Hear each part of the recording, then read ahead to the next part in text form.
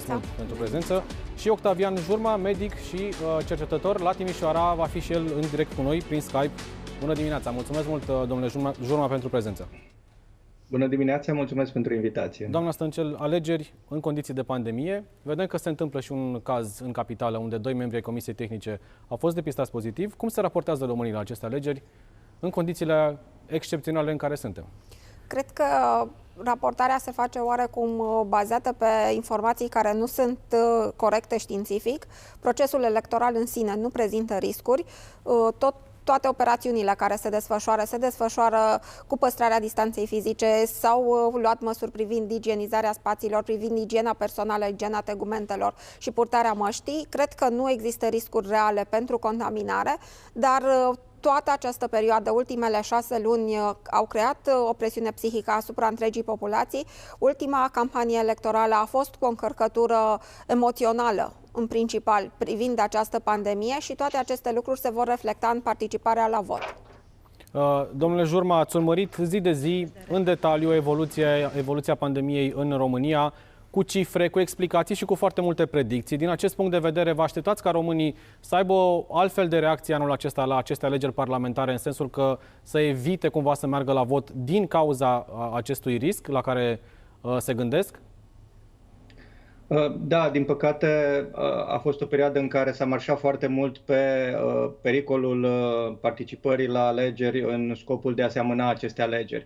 Această propagandă a avut efect, chiar dacă am arătat și doamna Stăncel și eu și alți colegi de noștri în repetate rânduri că impactul alegerilor în sine, adică a prezenței la secția de vot, este foarte mică, mai mică decât, eu știu, participarea la cumpărături în aceea zi.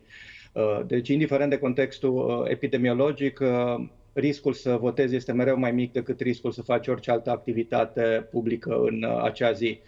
De asemenea, nu s-a văzut deloc un impact negativ pe curba epidemică a votului de la alegerile locale. Deci nu am avut o creștere semnificativă, ne-am încadrat exact în curba pe care eram deja angajați. Dimpotrivă, am avut o ușoară scădere, poate oamenii au fost un pic mai conștienți de ceea ce se întâmplă cu ocazia asta. De aceea e foarte important în continuare să subliniem că nu există niciun risc epidemiologic, indiferent de vârstă, indiferent de context, ne putem prezenta la vot, mai ales că este extrem de important acest vot și pentru felul în care va fi controlată epidemia în continuare. Vedem că o mare parte din problemele pe care le avem legate de incertitudine, de măsuri ezitante, vin din faptul că nu am fost la vot în 2016, n-am avut un guvern stabil, am avut o grămadă de probleme care le putem rezolva foarte simplu participând la vot. Indiferent cine câștigă, avem nevoie de un guvern credibil și legitimitatea unui guvern credibil vine din prezența la vot. O prezență mică la vot poate să perpetueze această stare de război politic permanent, această stare de incertitudine, ceea ce se va reflecta negativ și în privința măsurilor și automat a numărului de oameni infectați. Oamenii trebuie să meargă la vot, este un drept câștigat, este un drept al lor și ar fi bine să facă o alegere, indiferent cum arată acea alegere pentru ei. Din acest punct de vedere, domnule Jurma, spuneați că e foarte importantă această stabilitate. În Parlament, indiferent cine va conduce țara în următorii 4 ani, cum se raportează oamenii la alegerile parlamentare vis-a-vis de alegerile locale? La alegerile locale ne alegem omul care va conduce comunitatea. Aici parcă pare un pic mai distant de noi Parlamentul, din acest punct de vedere, dar puterea pe care o are Parlamentul este evident peste cea a autorităților locale. Da, eu cred că acum putem consolida puterea locală. Am delegat puterea unor reprezentanți locali, însă am văzut că și inclusiv în cadrul răspunsului epidemiologic, măsurile care se iau sau nu se iau la nivel local depind în continuare de guvernul central, astfel încât o creștere a transparenței, o creștere a preciziei datelor, o conlucrare mai bună între autoritățile locale și guvernul central este foarte importantă. Și, din nou, într-adevăr, este mult mai puțin important cine câștigă alegerile, poate mai puțin important decât oricând în alegerile noastre, cât este important să fim foarte mulți la vot, să fie o prezență masivă care să valideze și să legitimeze, pentru că vor urma o perioadă foarte dificilă pentru România. Următorul guvern și Parlament vor trebui să ia niște măsuri foarte dificile și nu trebuie să existe umbră de îndoială și nici loc de manevre din astea subterane. Trebuie să fie clar că e voința poporului, nu voința unor înțelegeri de culise. Și nu putem face asta decât la o prezență mare. O prezență mare înneacă aceste grupuri mici de interese cu voturile noastre, pentru că nu pot fi eliminați, pot fi doar ridicați. Și am văzut ce lucruri bune s-au întâmplat, inclusiv faptul că prezența mare la vot la europarlamentare ne asigură acum o prezență consolidată în Uniunea Europeană. Suntem un membru serios și important al Uniunii Europeane datorită acestui vot și beneficiem de vaccin, beneficiem de o grămadă de lucruri care nu sunt în nicio formă meritul României decât al nostru că am votat. Puteam foarte bine la ora asta să avem un cu totul alt discurs dacă nu ieșeam în 2019 la alegerile europarlamentare și atunci prezența a luat pe toți prin surprindere. Putem în continuare să facem un efort și să-i surprindem pe toți cu o prezență mare la vot la sfârșitul zilei. Este doar o chestiune de să ne investim o oră din viața noastră pentru următorii 4 ani. Și mai este un lucru foarte important. Dacă, eu știu, lucrurile care le discutăm legate de pandemie, greșeli care s-au făcut, poate trebuia sau nu să luăm carantina, lucruri care le reproșăm poate guvernului și ne îndeamnă să stăm în casă, acestea se pot corecta oricând. În schimb, dacă lipsim la vot, nu putem să corectăm decât peste 4 ani acest lucru. Și de asta este atât de important votul și în această zi este poate o discuție mult mai importantă decât pandemia, tocmai că de felul în care votăm va depinde și felul în care va fi administrat și răspunsul la epidemie în următoarele luni, care sunt absolut cruciale. Doamna Stăncel, politicile de sănătate publică ar trebui să fie în top 3 priorități ale acestei țări. Educația și sănătatea, dincolo de infrastructură și de investiții, ar trebui să fie coloana vertebrală. Cum ar trebui să se raporteze Parlamentul la politicile de sănătate în următorii 4 ani, având în vedere că cel puțin jumătate de an sau poate un an de acum încolo încă vom vorbi despre efectele pandemiei?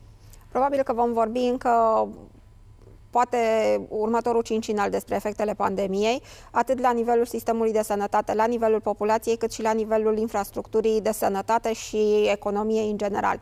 De aceea, politicile de sănătate publică ar trebui să fie politici centrate pe populație, pe binele mai mare al populației, să nu existe un discurs contradictoriu partizan, ci mai degrabă să existe un discurs concordant, predictibil, pentru că în sănătate, atât în dezvoltarea de infrastructură, cât și în deciziile care se iau, ceea ce a lipsit în ultimii 30 de ani a fost predictibilitatea. Avem nevoie de politici de sănătate care să fie predictibile, care să facă parte dintr-un pact național agreat de toate partidele și care să aibă în centrul lor binele mai mare, binele populației. Și pentru toate acestea ar trebui să începem cu analiza situației, să știm unde suntem, care sunt răspunsurile necesare, analiza răspunsului, să vedem care sunt mijloacele prin care putem depăși provocările pe termen scurt, mediu și pe termen lung, să putem face o planificare strategică, nu în ultimul rând să planificăm alocarea de resurse în așa fel încât să nu avem sincope, să nu ne oblige aceste sincope din cauza resurselor să întrerupem proiectele majore de infrastructură sau de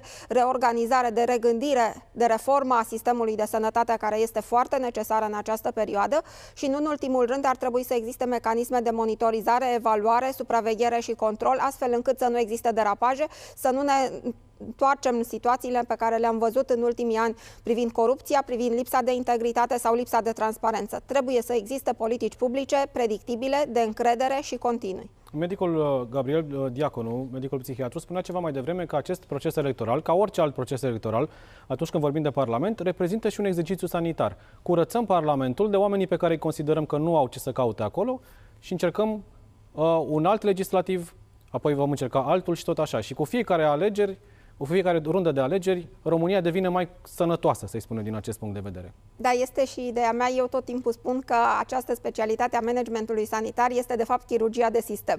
Este felul în care putem elimina componentele care sunt afectate de acele comportamente nesănătoase sau acele componente care nu s-au dovedit a fi neeficiente.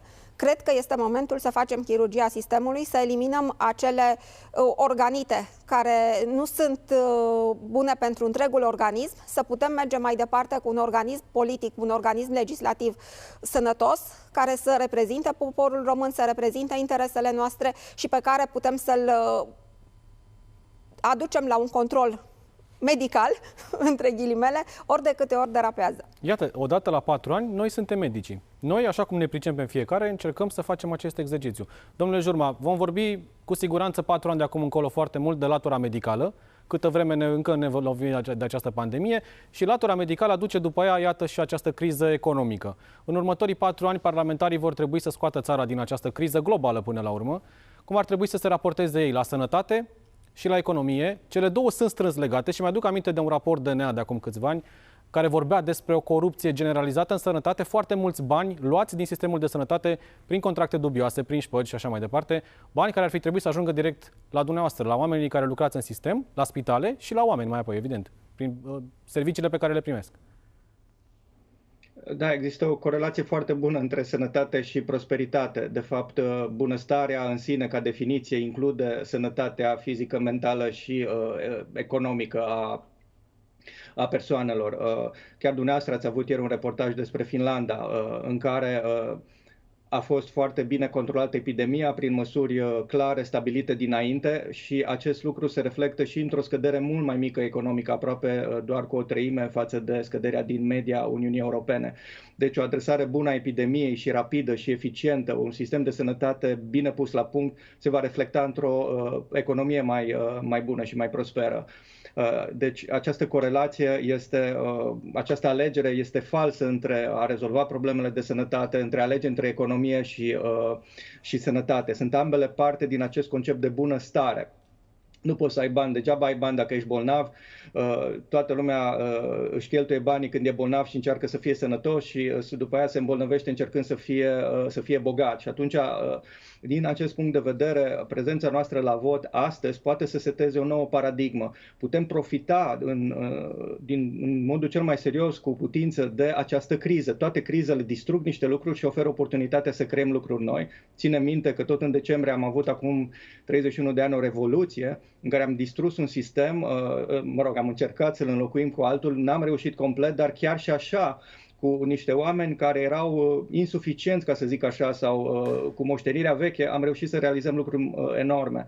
Putem acum să investim în sistemul medical, să creăm, eu știu, ca și într-o olimpiadă, dacă vreți, când faci o infrastructură, dacă o gândești corect, noi ce facem acum, efortul ăsta material și uman, îl putem folosi decenii de acum înainte. Putem pur și simplu să prioritizăm acum sănătatea. Este momentul potrivit, este o criză. De ce să ne ieșim mai fragil și mai rău din această criză, când putem ieși, exact ca și națiile învingătoare din marile războaie, mai puternice? Sunt țări care, inclusiv România, care, deși au suferit enorm în război, tocmai am aniversat unirea. Am fost într-adevăr aproape de extinție la începutul anului 1918, erau scrisori disperate că nu o să mai fim, și la sfârșit am fost mult mai mari.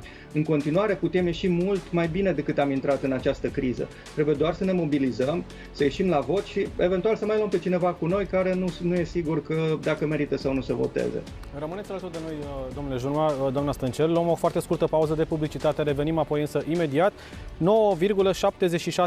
prezența la vot în acest moment, au votat peste 1.777.000 de români. Și în mediul urban am trecut de 1 milion de voturi, în timp ce în mediul rural sunt 767.000 de oameni care au votat până acum. Urmărim cifrele, urmărim evoluția votului la alegerile parlamentare. Foarte scurtă pauză, acum ne întoarcem.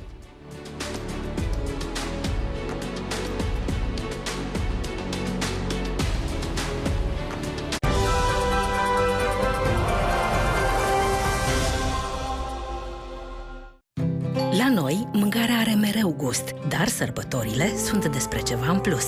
Sunt despre clipele petrecute de noi toți împreună. Și toți putem câștiga la promoția condimentelor Cosmin.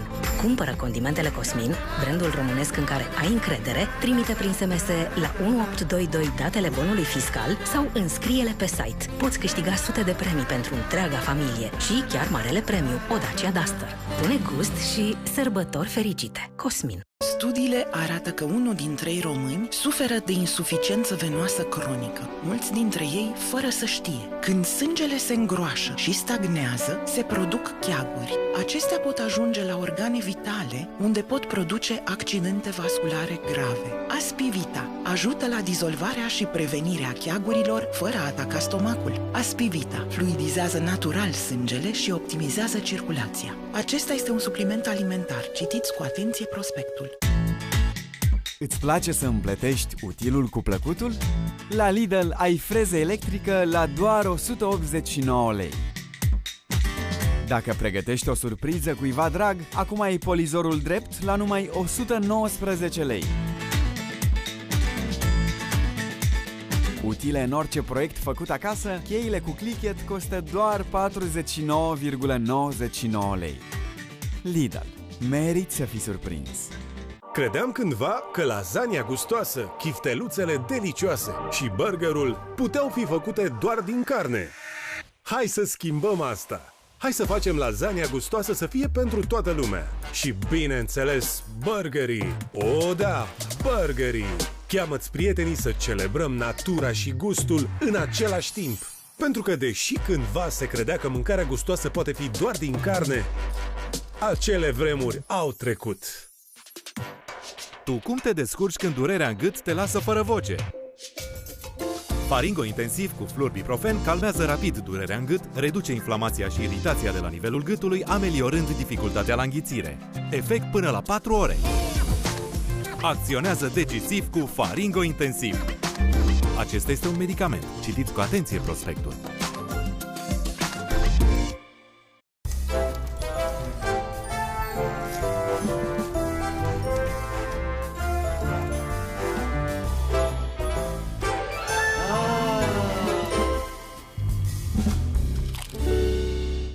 Faringo Intensiv Spray calmează rapid durerea în gât și reduce inflamația. Efect în 5 minute, ce durează până la 6 ore. Acționează decisiv cu Faringo Intensiv Spray.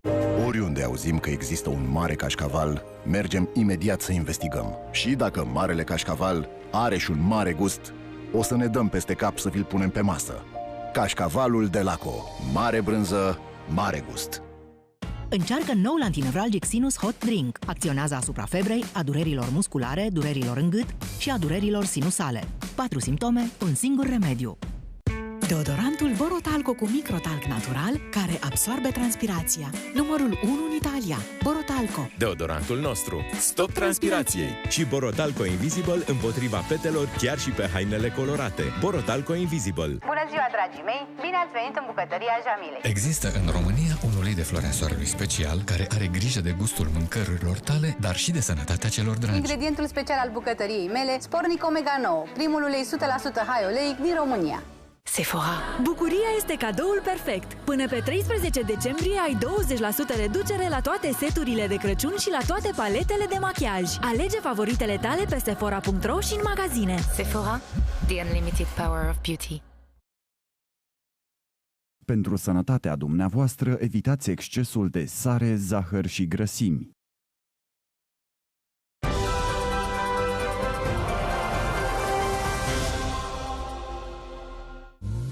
Imaginează-ți țara brăzdată de autostrăzi moderne și trenuri rapide, școli moderne și sigure pentru copiii tăi, profesori fericiți să pregătească elevii pentru viitor.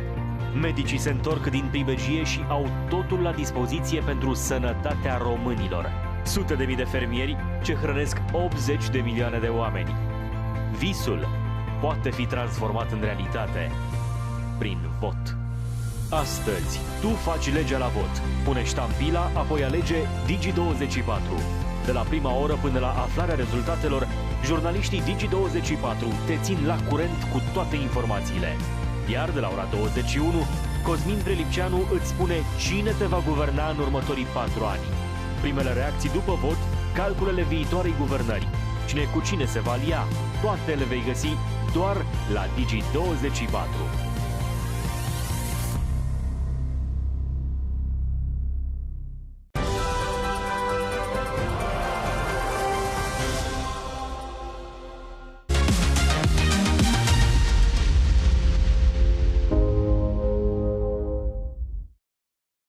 eu zic să trăim mai bine, cumva, să nu mai fie legi speciale pentru parlamentari și, în general, ceva pentru sănătate. Să respectăm Constituția țării din toate punctele de vedere. Asta mi-aș dori.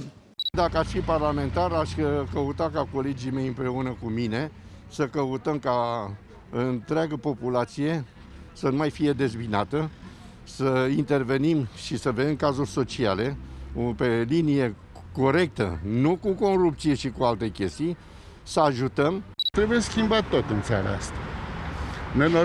Pentru mine, dezastru eu sunt pensionar, da? Și din bugetul meu de pensie, cu contribuție, toată viața am contribuit pentru pensie, da? Ca acum să apară pensiile speciale, nejustificate, să se revină numai la contributivitate.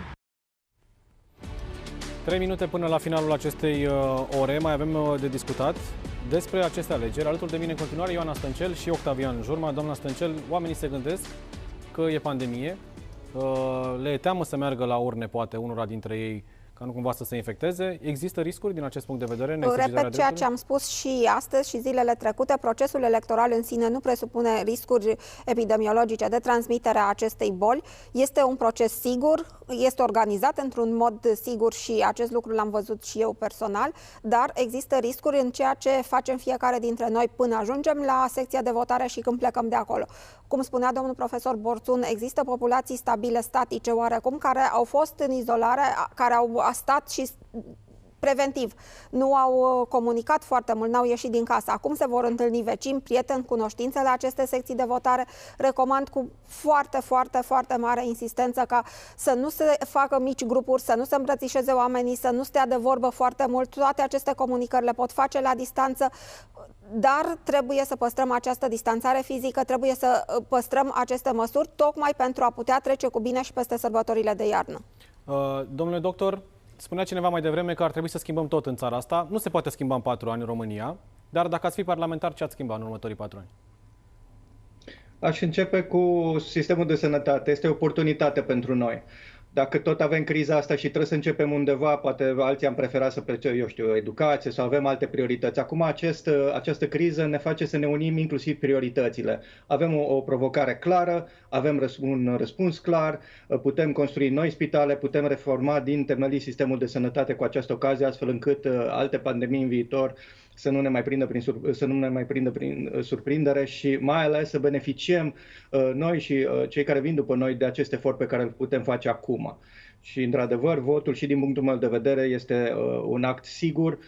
Dacă ne limităm la vot și nu îl folosim ca un prilej de socializare, nu avem absolut niciun motiv să ne temem să ne ducem să votăm. Dimpotrivă, este foarte important pentru felul în care va fi administrată epidemia în următoarea perioadă. Mulțumesc mult, domnule doctor Octavian Jurma, mulțumesc mult, Ioana Stăncel, pentru prezență. Am trecut de 10,2% prezență la vot, la urne în acest moment. Peste 1.870.000 de români au votat. Luăm o foarte scurtă pauză acum, revenim însă cu Florin Negruțiu, jurnalist Digi24 și Bogdan Stoica, jurnalist, în platou aici. Imediat, rămâneți cu noi.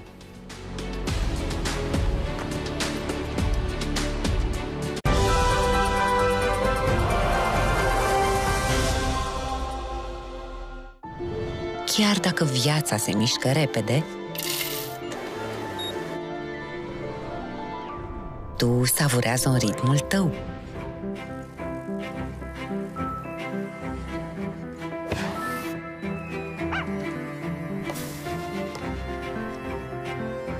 Cel mai ușor mod de a savura momentele care contează. Espresor Philips cu inovatorul sistem pentru lapte Latego.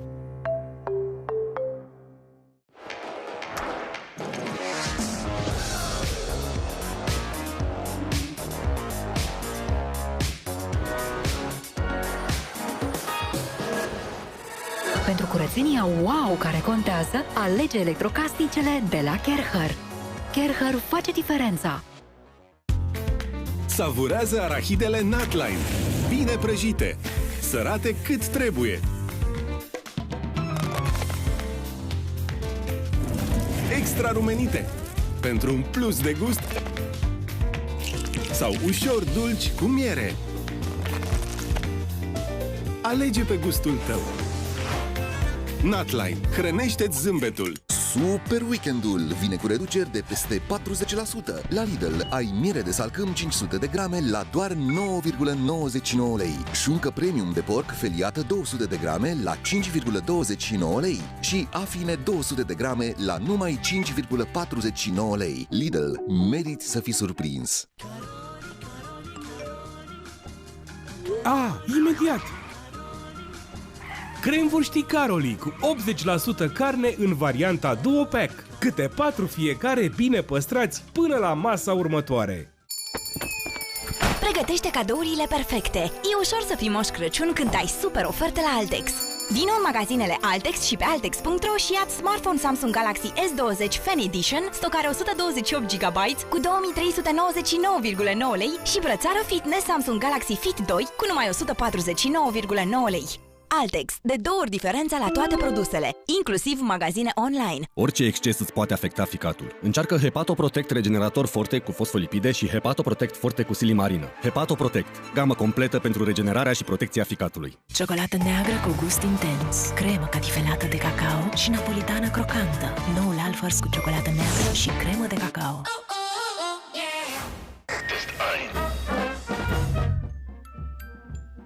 Teste germane, calitate germană. Barrier, ferestrele care îți protejează căminul.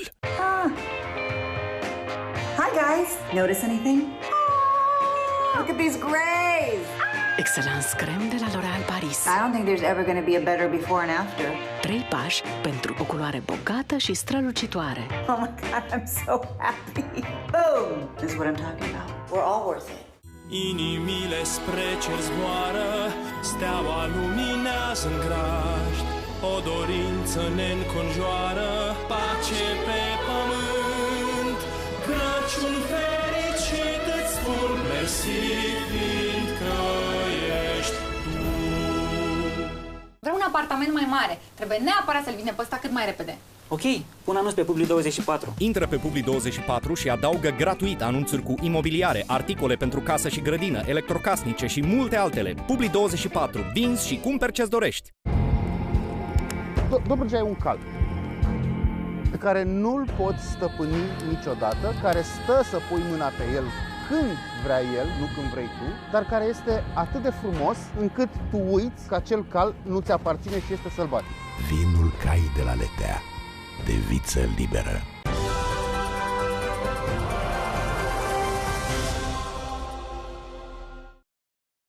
Mesaj de interes public.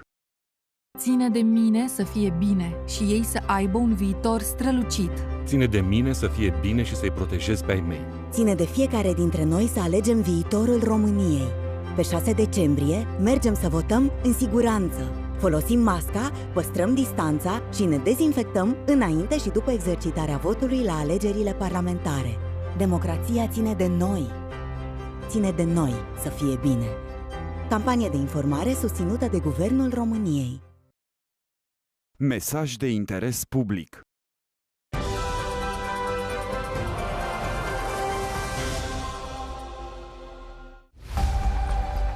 Medicii avertizează: nu e sănătos să ratați micul dejun. Nici jurnalele dimineții nu trebuie ratate. Cea mai matinală echipă Digi24 are rețeta perfectă, informații proaspete, în ritm alert. Ziua bună se cunoaște după știri. Digi Matinal cu Anca Dumitrescu, de luni până joi.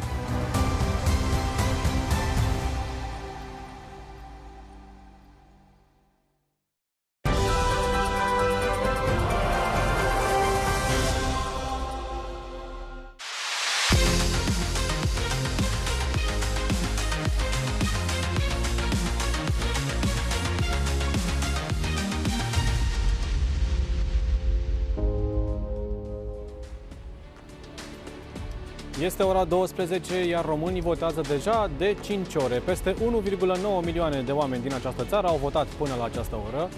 Deschidem jurnalul cu o informație de ultimă oră. Polițiștii din județul Mehedinți au deschis un dosar penal după ce reprezentantul unei primării a dat daruri în schimbul voturilor oamenilor. Echipajul de poliție care s-a deplasat la fața locului a constatat, după ce a făcut verificări, că există aspecte acolo sesizate care se confirmă. Ne aduce toate detaliile despre cazul din județul Mehedinți colega mea Andreea Georgescu. Andreea, ce ai aflat?